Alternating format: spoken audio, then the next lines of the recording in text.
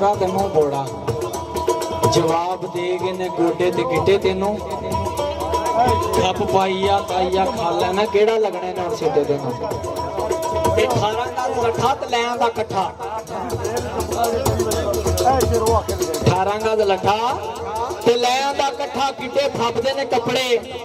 चिट्टे तेनों नकमा हो के मरिया मशहूर बंदा दस हुण इत्थे केड़ा रोवे ते पिट्टे तेनों ते मूवी यार एक बारी